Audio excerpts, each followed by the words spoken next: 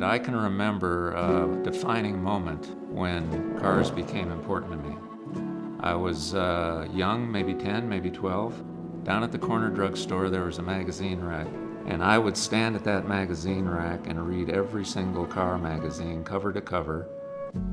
That had a profound effect on my interest in cars. I was hooked from that moment on. When I was 14 years old, my dad bought me a Model A coupe, pretty ratty, pretty beat up, and I proceeded to hot rod it. And that was really what got me started. In fact, I'm kind of proud to say that I think I'm a hot rodder at heart.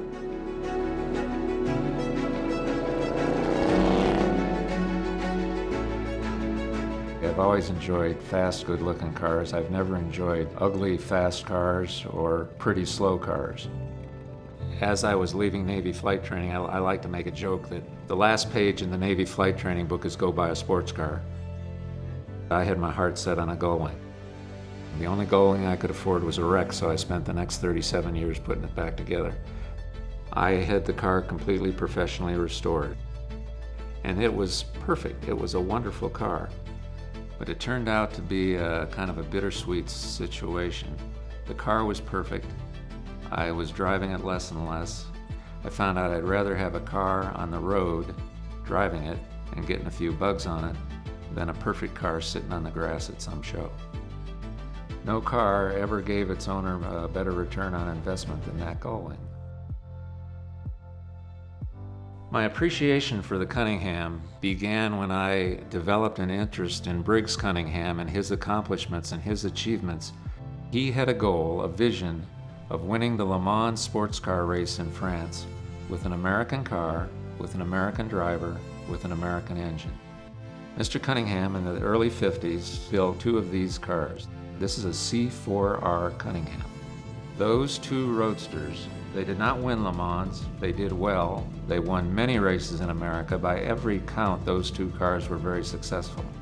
He was the first one to use what has become recognized as American colors on race cars, the white car with the blue stripes.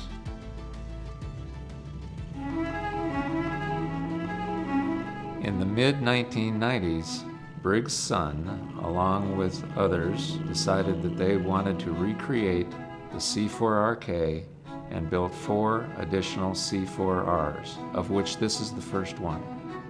It has all the characteristics of the former race car. It has a Chrysler Hemi first generation engine with 4 big Weber 48 IDA carburetors on it, probably 350 horsepower. The car only weighs about 2,400 pounds, so it'll scoot right down the road when you put your foot in it. This car, in its development testing, was driven by most, I want to say almost all, of the racing team members of the original Cunningham team. John Fitch, Denise McCluggage, Phil Walters, they all had a hand in driving this car and testing it while it was being developed. When I found this car and went to look at it, I was disappointed to find that the car was really in pretty poor shape. It had really been driven hard and put away wet. This was the car that every journalist on the planet drove, so the car was well used. I wound up restoring pretty much the whole thing from bumper to bumper. The Cunningham is kind of crude, makes a great noise, looks good going by, lots of reasons to like it. On a nice sunny day on beautiful white Arizona roads, we take this out and we scare the antelope. I'm very blessed to have had some very nice cars, but no car that I've ever had attracts the attention that this thing does when you pull into a gas station. This just stops folks in their tracks. The Indy 500 has always been a big deal in my life and in my dad's life. We would listen to the Indy 500 on the radio when I was a kid. You could picture it, you could imagine and dream what was going on in Indianapolis, Indiana, while you were sitting in front of your radio in Cleveland, Ohio. I thought the cars were beautiful. This is the Roadster style car, the front engine cars with the long exhaust pipe down the side. I was at a car show and I saw an Indy Roadster on display that had been restored, and I just thought it was out of sight. That was it. If ever there was a car, that was the car to have. So now I'm on the hunt for an Indy Roadster. And I hitched up with a great guy, a lifelong friend named Vicky Rarty. and Vic helped me identify and find a car. Our car's very first race was in April 1959, fresh out of the box, owned by Lindsay Hopkins. It was driven by Jim Rathman, and this first race was at the Daytona International Speedway, which was brand new at the time. Our car won that race, and it set a world closed course race speed record in doing so. So for a period of time, our car was the fastest race car in the world. It's been well received in the community and won a few awards, but most of all, driving it is what is the kick. That's what it's all about.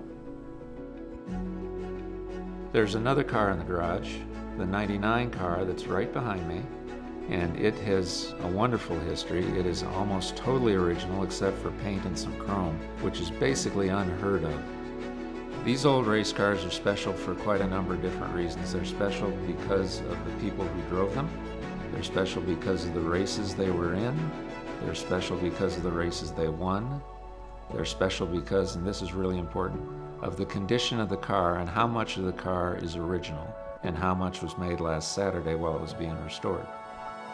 I was born at a good time, I guess. I was born when a guy in my situation could afford to buy some very special cars and enjoy them.